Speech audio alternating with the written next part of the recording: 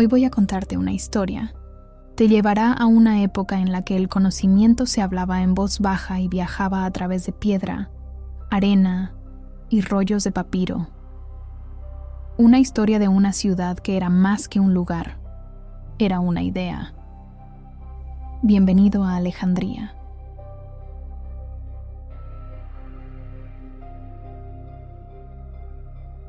Capítulo 1. La ciudad al borde del mundo. Era el año 332 a.C., cuando Alejandro de Macedonia llegó a Egipto. Tenía solo 24 años, un joven rey que ya había sacudido los cimientos del poderoso imperio persa. Tras sus victorias, continuó hacia el sur, atravesando ciudades donde el viento arrastraba sal y especias, hasta alcanzar una tierra que llevaba casi 200 años bajo dominio persa. Pero su llegada no fue recibida con miedo. El pueblo egipcio no lo vio como un conquistador, sino como un libertador. El sátrapa persa huyó, y Alejandro entró en Menfis, la antigua capital junto al Nilo. Desde allí siguió su camino hacia el norte, hasta llegar al borde del delta, donde el agua del Nilo se encuentra con el mar Mediterráneo. Allí soplaba un viento diferente, olor a sal, a algas marinas, y el lejano grito de las aves se mezclaban con el resplandor de las olas. Frente a la costa se encontraba la isla de Faros, rodeada por arrecifes bajos que se extendían hacia el mar como brazos protectores. Detrás de ella, el gran lago Mareotis, conectado con el Nilo. Y entre ambos, una estrecha franja de tierra, perfecta para sostener una ciudad. Alejandro no vio solo un paisaje, vio el cruce del mundo. Desde ese punto podían recibirse barcos de Grecia, Persia y tierras tan lejanas como la India. Una ciudad que reuniría riqueza, poder y sabiduría. Decidió construir allí. El arquitecto Deínocrates trazó calles rectas, que se cruzaban en ángulo recto. Una vía principal, la calle Canópica, atravesaría la ciudad de este a oeste, lo bastante ancha como para que carros y jinetes circularan lado a lado. La isla de Faros fue unida al continente mediante un largo dique de piedra, creando 2 puertos protegidos.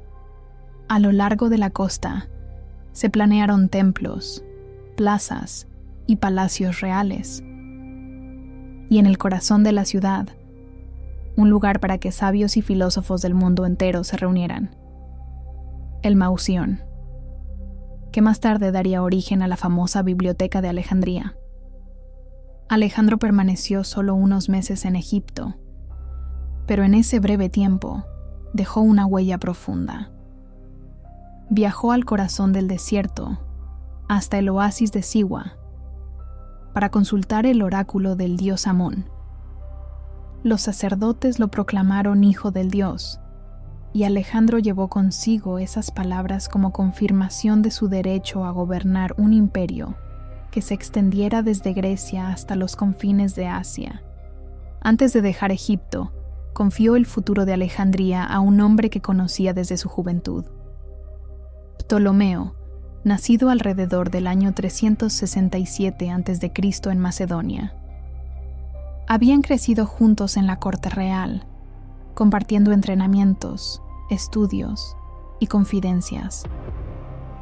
Ptolomeo formaba parte del círculo cercano de nobles jóvenes que recibieron su educación en Miesa, bajo la tutela del filósofo Aristóteles. Desde aquellos días, los unía una confianza silenciosa, forjada en la juventud y probada en la guerra. Ptolomeo no era solo un compañero leal, era un estratega capaz que acompañó a Alejandro en muchas campañas, desde las llanuras de Asia Menor hasta las orillas del Indo. Cuando Alejandro murió en Babilonia, En el año 323 a.C., fue Ptolomeo quien trasladó su cuerpo a Egipto, un gesto que no solo respondía al respeto, sino también a una visión astuta. Con los restos del conquistador, llevó también parte de su gloria a Alejandría, una ciudad que ahora él gobernaría. Bajo su liderazgo, Alejandría empezó a florecer. Mandó construir palacios, sentó las bases del gran faro y planificó la biblioteca. Ptolomeo entendía que el poder no se sostenía solo con espadas, sino también con conocimiento. Abrió la ciudad a comerciantes, sabios y viajeros de todas partes del mundo conocido. Así comenzó el ascenso de Alejandría, como una metrópolis que rivalizaría en esplendor e influencia con Atenas y Roma. Lo que Alejandro había soñado, Ptolomeo lo hizo realidad. Y no con prisa, sino piedra a piedra, con el propósito de que Alejandría fuera recordada durante siglos, como una de las ciudades más grandes de la antigüedad. Capítulo 2. El tiempo de los Ptolomeos. El sol ha salido sobre Alejandría, asciende lentamente sobre el mar oriental y proyecta su cálida luz dorada sobre las fachadas blancas de la ciudad. Los tejados brillan con intensidad, como si estuvieran cubiertos de polvo de luz. En el puerto, el agua centellea, reluce como plata líquida entre las tablas de madera de los barcos. Las velas se hinchan con el viento, y entre los gritos de los mercaderes, las gaviotas chillan como si quisieran participar en esta hora ajetreada de la mañana. Y sobre todo ello, se alza él, el faro de faros, una de las 7 maravillas del mundo antiguo.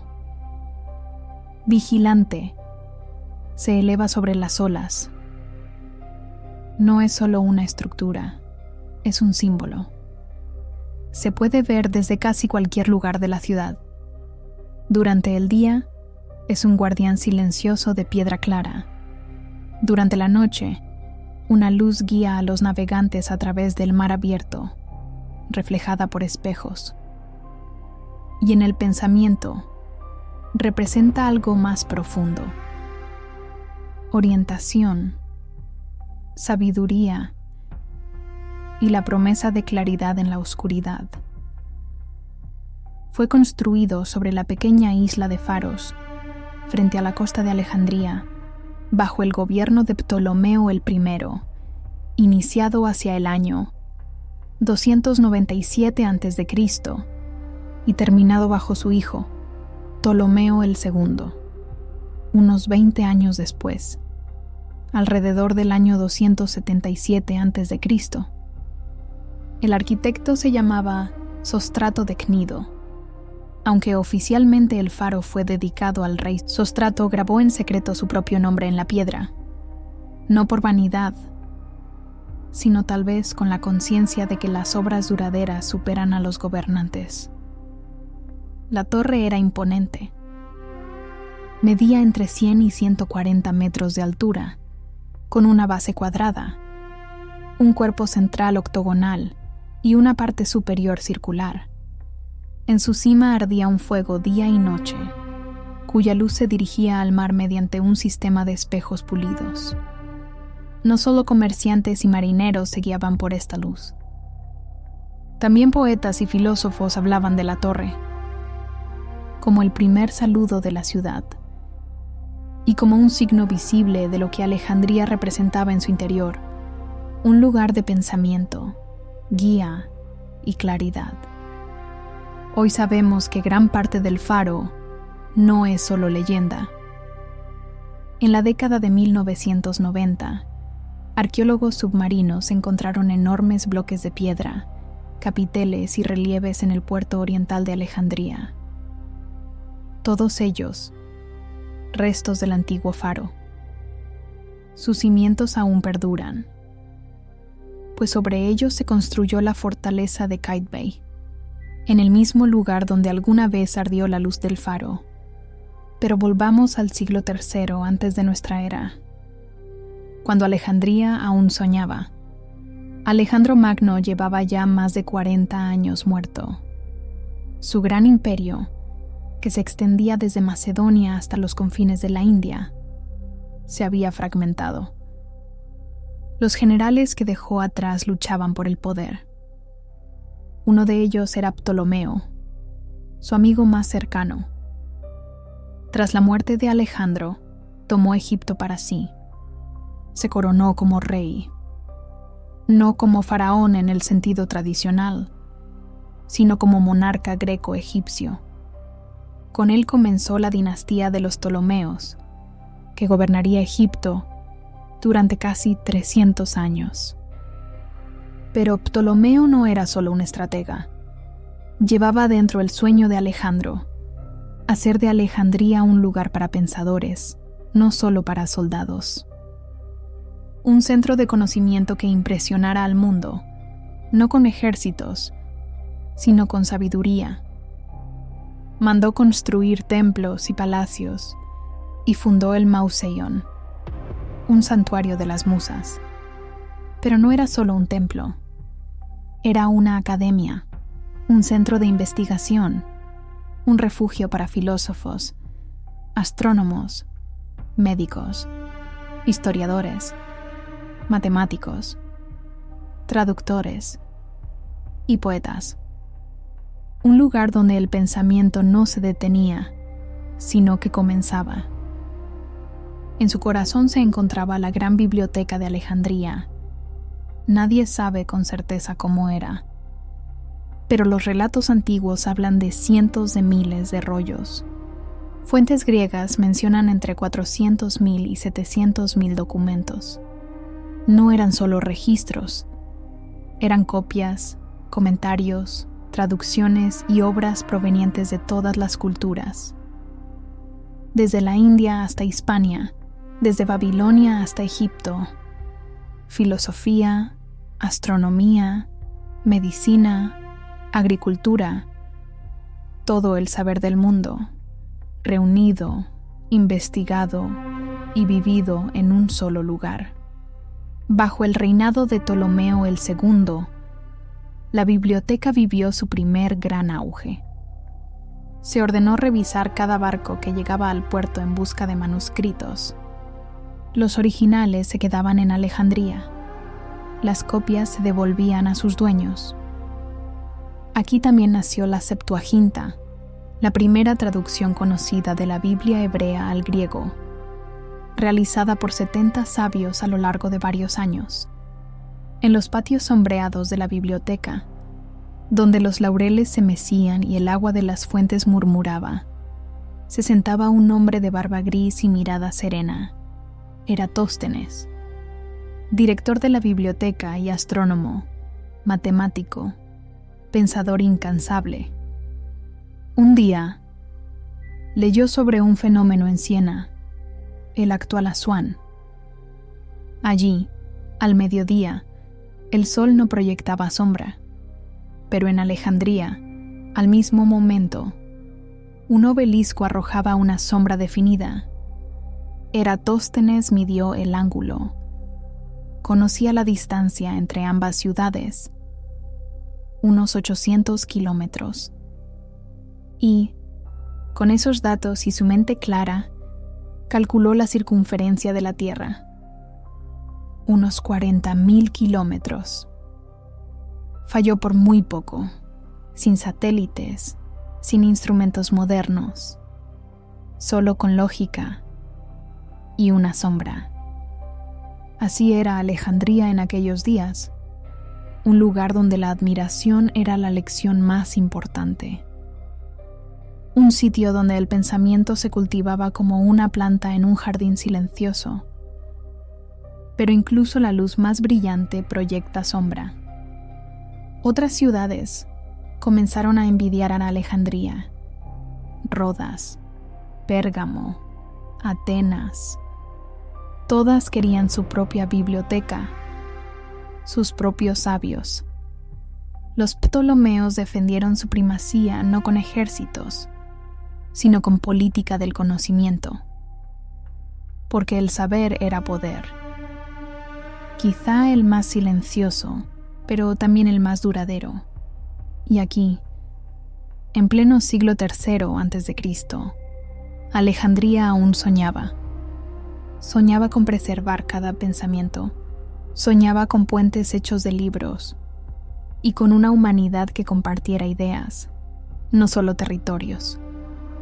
Los sabios recorrían los pasillos con rollos de papiro bajo el brazo. Sus pasos eran lentos, sus miradas profundas. No era tiempo de prisas, era tiempo de profundidad. Y mientras las ideas florecían, la ciudad se convertía, silenciosamente, en el corazón del pensamiento antiguo. Capítulo 3. Cleopatra y el último intento de salvar la luz. La noche es inusualmente templada sobre Alejandría. El viento se ha calmado. En los tranquilos estanques de los jardines del palacio, las estrellas se reflejan como si quisieran escuchar. Entre flores de loto y el suave susurro de los juncos, flota un aroma dulce y denso, como el recuerdo de algo que ya pasó. Pero no del todo. En las callejuelas se susurra, porque en el palacio frente al mar, entre columnas doradas y lámparas que parpadean, se decide en estas horas no solo el destino de una ciudad, sino el de toda una época. Allí está ella, una joven con mirada serena y un nombre que hasta hoy resuena como un eco. Cleopatra VII, la última reina del reino de los Ptolomeos y la última faraona de Egipto. A menudo fue idealizada como diosa, como seductora o mito. Pero Cleopatra fue un ser humano, de carne y hueso. Nació en el año 69 a.C. Fue instruida, inteligente y ambiciosa, y estaba profundamente conectada con un lugar que moldeó su pensamiento: la Biblioteca de Alejandría. De niña curiosa recorrió sus salas de la mano de los eruditos, quienes le contaban historias de estrellas y lenguas, de filosofía y física. Conocía los nombres de quienes alguna vez habitaron esos espacios: Arquímedes, Hiparco y Calímaco, quien diseñó el primer catálogo sistemático de la biblioteca. Él elaboró la obra de 120 volúmenes, llamada Pinax, un registro de los libros que existían allí, que incluía biografías breves de los autores y listas de sus obras. Ese trabajo se considera el primer catálogo científico bibliotecario del mundo. Para Cleopatra, la biblioteca no era un lugar neutral. Era memoria, poder y esperanza. Una herramienta para devolver a Egipto algo que gradualmente se estaba perdiendo: la independencia intelectual en un mundo que se inclinaba hacia Roma. Porque Roma ya estaba allí, aún no con legiones, pero con influencia. La política circulaba a través de tratados y amenazas, y en el año 48 a.C., Gayo Julio César vino personalmente a Alejandría, oficialmente para resolver una disputa de herencia. Pero en verdad, lo movían la ambición, el poder y el deseo de controlar Egipto, rico en recursos y estratégicamente ubicado. Entre él y Cleopatra se desarrolló una relación que los historiadores han analizado muchas veces, pero que nunca lograron explicar por completo. ¿Fue táctica o pasión? ¿Fue lucha por el poder o algo parecido a cercanía? La leyenda cuenta que Cleopatra se hizo envolver en una alfombra para que la llevaran al aposento de César. Dramático y al mismo tiempo ingenioso, porque ella sabía, solo si lograba ganarse la simpatía de César mantendría su trono, y Egipto podría todavía respirar bajo su propio cielo. Y César quedó impresionado, no solo por su presencia, sino por su educación. Se dice que Cleopatra fue probablemente la primera de los Ptolomeos que hablaba egipcio con fluidez, además de griego, latín, presumiblemente también hebreo, etíope antiguo y otros dialectos. Le gustaba discutir sobre teología, astronomía y filosofía. Sabía escuchar y persuadir con gran habilidad. Pero Egipto era un lugar de tensiones políticas. Su hermano, Ptolomeo XIII, nacido en el año 62 a.C., quiso el trono para sí solo. Y así estalló el conflicto abierto. Roma contra Roma y hermano contra hermana. En las calles de Alejandría comenzaron a arder no solo antorchas, sino esperanzas. En medio de esos combates, en el año 48 a.C., hubo un incendio.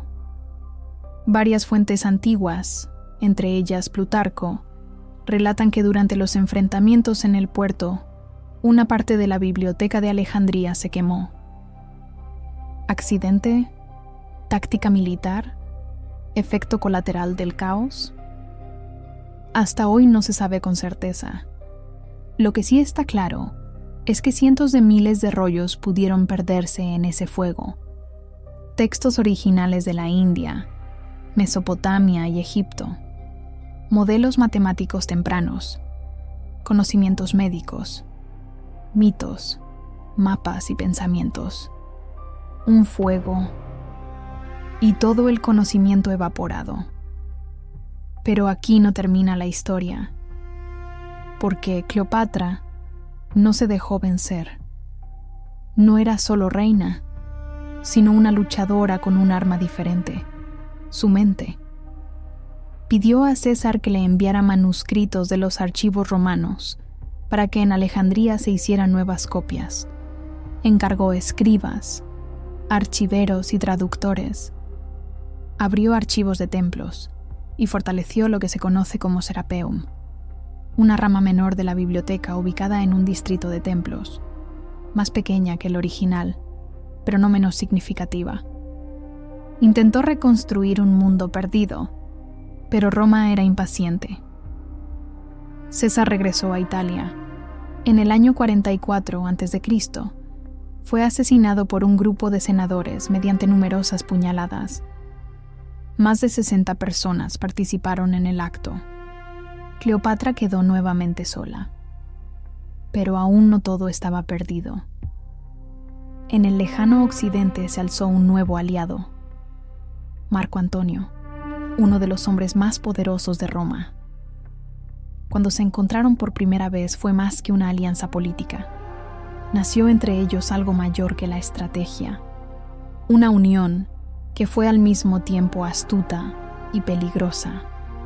Lo que comenzó como pacto táctico se convirtió en un encuentro de iguales, no solo gobernantes, sino seres humanos unidos por un deseo común: salvar a Egipto contra un imperio romano cuyo dominio se estrechaba cada vez más.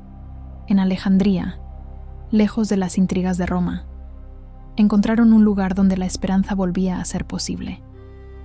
El palacio vibraba con conversaciones, con risas, con la leve sensación de que aún existía futuro, más allá de guerras y fronteras. Pero su unión fue visto como amenaza en Roma. Para Octavio, hijo adoptivo de César, su alianza era el pretexto ideal para iniciar una guerra largamente planificada. Ya no se trataba solo de poder, se trataba de la supremacía mundial. En el año 31 a.C., frente a la costa de Actio, ocurrió la decisión final. Su flota, poderosa pero poco coordinada, enfrentó a la máquina de guerra perfectamente organizada de Octavio. La batalla fue breve, demasiado breve, y fue perdida aún antes de haber comenzado realmente. Poco después se difundió una noticia como una sombra, que Cleopatra había muerto. Fue una trampa. Un último intento de provocar que Antonio tomara una decisión era lo que pretendían. Nadie lo sabe, pero lo que vino después fue una de las escenas más trágicas de la antigüedad. Antonio, abrumado por el dolor, se quitó la vida con su espada, la forma romana de morir con honor, pero no murió enseguida. Cuando Cleopatra se enteró, pidió que lo trajeran a ella. Murió, dicen, en sus brazos. Solo unos días después, en el interior de su palacio, rodeada de oro, papiro y el silencio del final, ella lo siguió. Sabía lo que Octavio tenía preparado para ella: una exhibición en Roma, cadenas, burla, el fin de toda dignidad. Así que eligió la despedida. Dicen que hizo traer una cobra real, el animal sagrado de los faraones, símbolo de poder divino y libertad real. Con calma, casi con ternura, la acercó al pecho y permitió que la mordiera. Cleopatra murió. Con ella no desapareció solo una vida. Se cerró un reino que durante casi 3000 años había contado historias de dioses y estrellas. Egipto se convirtió en provincia romana. Octavio mandó matar a su hijo Cesarión, y la corona de los faraones cayó para siempre. Lo que quedó fue arena y el eco de una mujer cuyo nombre nunca se apagó. Tras la muerte de Cleopatra, Alejandría ya no fue lo que había sido. La gran biblioteca, dañada por incendios, disturbios políticos y el cambio del poder, había perdido mucho. Pero no todo, porque en las zonas meridionales de la ciudad, sobre la ladera de la colina de la Acrópolis, se alzaba una segunda casa del espíritu, el Serapeo. Originalmente un templo erigido en honor al dios Serapis, una fusión greco-egipcia de Zeus, Osiris y Apis. El Serapeo era mucho más que un lugar de culto religioso. Era santuario y centro de sanación, refugio y escuela. Y albergaba una biblioteca hija, con colecciones de textos que, según se cree, provenían de la gran biblioteca, quizás como copias, tal vez como originales, transmitidos, rescatados y reordenados. El Serapeo fue construido bajo Ptolomeo el III, en el siglo III a.C., un monumento de proporciones imponentes, con columnas de mármol, estatuas magníficas de dioses y cámaras subterráneas. Muchos historiadores lo llamaron el más bello de todos los templos de Alejandría. La biblioteca hija no era solo un sustituto, era un centro vivo de aprendizaje. Los sabios se reunían bajo sus arcadas y compartían ideas. Leían en voz alta en lenguas antiguas. Enseñaban lógica, matemáticas y astronomía. La gran biblioteca podía haberse silenciado, pero allí, a la sombra de Serapis, el conocimiento seguía susurrando. Los siglos pasaron, y el Imperio Romano se expandió. Emperadores venían y se iban de la ciudad, pero el Serapeo permanecía. Incluso el emperador Adriano, que visitó Egipto en el año 130 después de Cristo, lo elogió en sus escritos. Era un lugar de transición, entre dioses antiguos y pensamientos nuevos, un espacio entre el ritual y la razón, entre la filosofía y la fe. Pero en los días cada vez más oscuros del final del siglo IV después de Cristo, el mundo cambió. El Imperio Romano se había convertido al cristianismo, bajo el mando del emperador Teodosio I, quien en el año 391 después de Cristo prohibió todos los cultos paganos. Los templos debían cerrarse y las imágenes de los dioses ser destruidas. Y en Alejandría, Esa orden fue ejecutada con especial fervor por el entonces obispo Teófilo. Capítulo 4. Hipatia y el último susurro. Las calles de Alejandría habían cambiado. Las fachadas se habían oscurecido y las voces de la ciudad sonaban más débiles, como un coro que ha perdido su tono. Era finales del siglo IV después de Cristo. La gran biblioteca ya no era lo que había sido una vez. Sus edificios principales, tal vez dañados o destruidos en el siglo III, podrían ya no existir.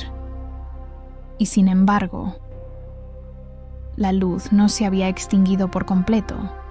Una chispa continuaba viva, en otro lugar, en el Serapeo, el instituto hermano de la biblioteca, y en los pensamientos de quienes aún se sentían comprometidos con el conocimiento. Una de esas voces llevaba un nombre que ha perdurado hasta hoy: Hipatia.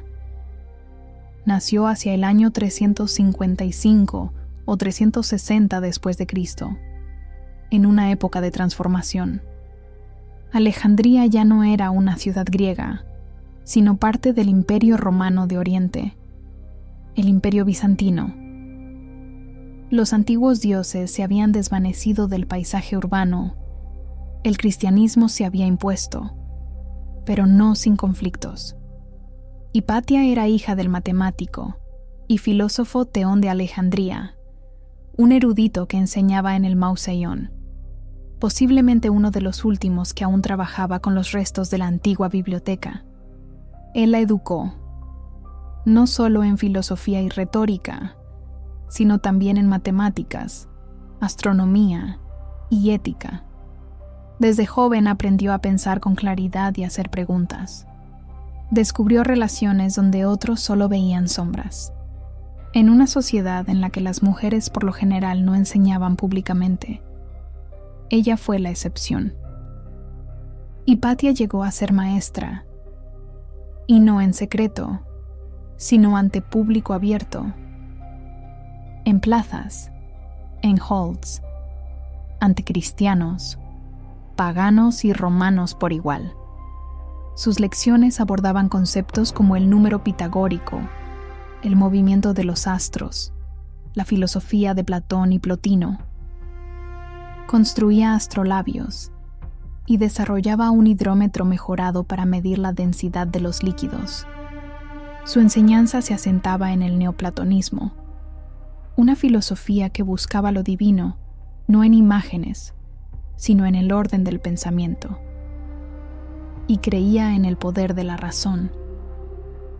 En una época donde la fe se había convertido cada vez más en instrumento de poder. Alejandría estaba en guerra interior. Las tensiones entre la tradición educativa pagana, las comunidades judías y la iglesia cristiana en ascenso habían tomado ya formas violentas. En el año 391 después de Cristo, ese cambio alcanzó un nuevo punto álgido bajo el patriarca Teófilo. Teófilo era un hombre de mirada penetrante y agudo instinto político, no un clérigo silencioso, sino un ser de ambición decidida. Entendía que en esos días ya no se trataba solo de creencia, sino de quién tendría autoridad para definir el futuro. El templo de Serapis, el imponente Serapeo, seguía siendo en ese tiempo un símbolo pétreo de la ciudad, testimonio de una época pasada donde filosofía, ciencia y religión aún coexistían, pero para Teófilo ese lugar era más que un vestigio antiguo, era un rival, un monumento al pensamiento viejo. Su destrucción debía ser algo más que un acto de fe. Era una manifestación de poder, una señal de que el cristianismo no solo sobrevivía, sino que gobernaba. Y así lo hizo derribar. Estatuas fueron destrozadas, placas de altar arrancadas, columnas decorativas derribadas. Lo que una vez se ofrecía a una deidad fue profanado públicamente, entre los aplausos de muchos y el silencio de los asustados. El Serapeo, considerado por numerosos estudiosos como la última rama activa de la antigua biblioteca de Alejandría, quedó reducido a escombros. Pero Hipatia siguió enseñando. No era figura política, pero se convirtió en símbolo de esperanza, pero también de temor. El nuevo patriarca, Cirilo, sucesor de Teófilo, uno de los obispos más influyentes de aquel tiempo, la veía como amenaza. Ella era respetada, querida e independiente. Era consultada incluso por miembros del consejo de la ciudad, incluido el prefecto romano Orestes. Eso la volvió sospechosa a los ojos de los cristianos radicales. En marzo del año 415 después de Cristo ocurrió la catástrofe. Un grupo enfurecido de monjes fanáticos y creyentes, incitado por la difamación y las luchas de poder, la persiguió por las calles. La sacaron de su carruaje, la golpearon y le arrancaron las ropas. Algunas fuentes dicen que la mataron con fragmentos de cerámica o tejas. Una muerte brutal y pública. Su cuerpo fue destrozado y sus restos quemados. Con su muerte murió también el último signo visible de una cultura científica antigua en Alejandría. Fue como si alguien cerrara una puerta por la que aún se escuchaba un último susurro. El susurro de la razón, del diálogo, de la búsqueda de conocimiento. Y en el silencio que vino después comenzó a crecer otra cosa. No de inmediato, pero sí palpable. Un nuevo pensamiento, marcado por el poder y el dogma, se extendía. La biblioteca ya era solo recuerdo, y ahora también su última hija había caído. Capítulo 5. Las sombras del olvido, del ocaso a la leyenda. Las calles de Alejandría ya no están tan vivas como alguna vez lo estuvieron. El brillo de los reyes se ha desvanecido y los sabios han desaparecido. ¿Y los pergaminos? Hace mucho que se convirtieron en polvo. Estamos en el siglo V después de Cristo. La antigua metrópolis del mundo forma ahora parte del Imperio Romano de Oriente. Roma misma ya ha caído, saqueada en el año 410 por los visigodos bajo Alarico. Pero Alejandría aún respira, aunque sea solo en un recuerdo silencioso. La biblioteca, al menos en su forma original, ya no existe. Un siglo de conflictos, de cambios de poder, de transformaciones religiosas, la ha desgastado poco a poco, hasta que no quedó casi nada, salvo su leyenda. Los textos que allí se guardaban, muchos con siglos de antigüedad, se han perdido. Algunos quizá fueron escondidos, rescatados por manos valientes. Pero la gran mayoría es irrecuperable. No fue solo el fervor religioso lo que motivó a Teófilo. Los templos paganos también eran centros de poder, educación e influencia. Su destrucción no fue solo un acto simbólico, fue un acto político. Se trataba de redefinir la autoridad intelectual. Los antiguos pensadores, cuyos escritos reposaban en papiros, eran para Teófilo parte de un sistema que debía ser superado. Y con el Serapeo murió también el último gran centro del saber en Alejandría. Pero no todo desaparece sin dejar huella. Algunos textos llegaron al Oriente, a Bizancio, más tarde a Bagdad. Otros resurgieron siglos después, traducidos al árabe. Aristóteles, Galeno, Ptolomeo. Algunos de estos nombres sobrevivieron, precisamente porque el mundo islámico en los siglos IX y X, dio lugar a un nuevo renacimiento del conocimiento. ¿Y Alejandría? La ciudad que fue soñada por Alejandro Magno, construida por Ptolomeo y vivida por Hipatia, perdió su voz. Y sin embargo, nunca desapareció del todo, no de la memoria. El faro de faros, durante mucho tiempo el símbolo de la ciudad, permaneció en pie hasta el siglo XIV, cuando un terremoto lo destruyó. Y bajo la tierra, profundamente enterrados, aún descansan restos de muros, ánforas, escalones de mármol desgastados por el tiempo, huellas de una ciudad que una vez quiso custodiar el saber del mundo. Lo que quedó fue una pregunta y un susurro.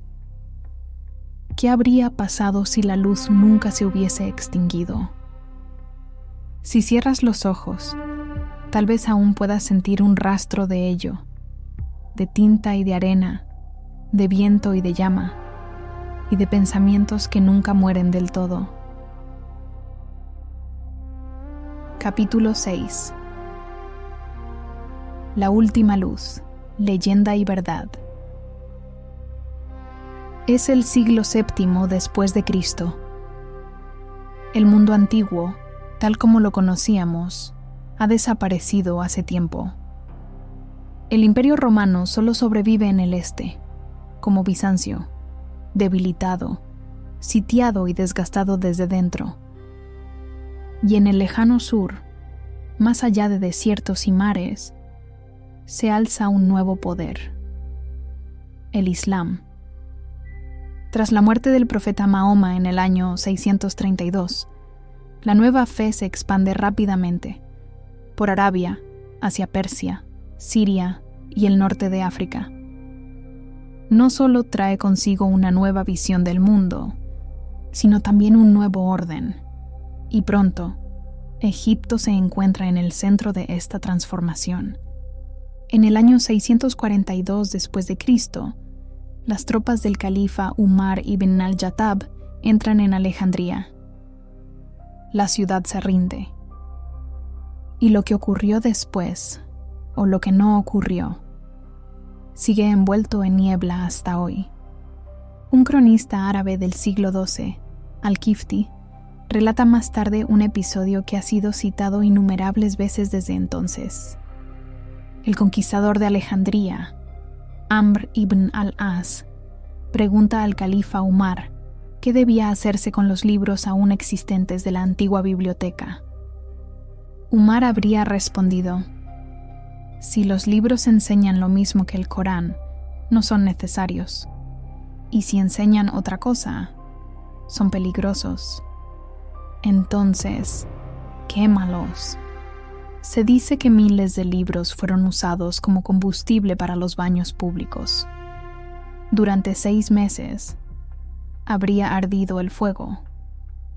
Una imagen dramática y un final espantoso. Muchos historiadores modernos dudan de esta historia.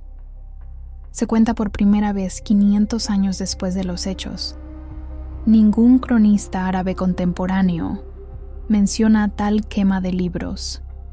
Es probable que la biblioteca ya hubiese sido destruida o abandonada mucho antes, por el incendio bajo Julio César o por el asalto al Serapeo en el año 391 después de Cristo. Siglos de negligencia política. Es posible, incluso probable, que en tiempos de Umar apenas quedaran fragmentos de la gran biblioteca original. Y sin embargo, sea cierta o no, la historia permanece, porque no solo narra un hecho histórico, sino también una verdad sobre el valor del conocimiento y su fragilidad. Ya sea que los libros se hayan quemado o se hayan perdido antes, el saber no se extinguió por completo. Muchos textos sobrevivieron en traducciones árabes en Bagdad, Córdoba y Samarcanda. Otros se conservaron en el Oriente bizantino. Más tarde, durante la Edad Media Latina, fueron redescubiertos copiados y repensados. La filosofía de Platón, la astronomía de los griegos, las matemáticas de los indios, renacieron en nuevos caminos y por nuevas manos. Quizás la biblioteca de Alejandría nunca fue solo un lugar de piedra. Quizás fue, sobre todo, una idea. La idea de que el saber humano debe ser protegido, compartido y cuidado en común. Que las preguntas pueden ser más importantes que las respuestas y que la luz de la razón puede seguir brillando, incluso en la oscuridad más profunda.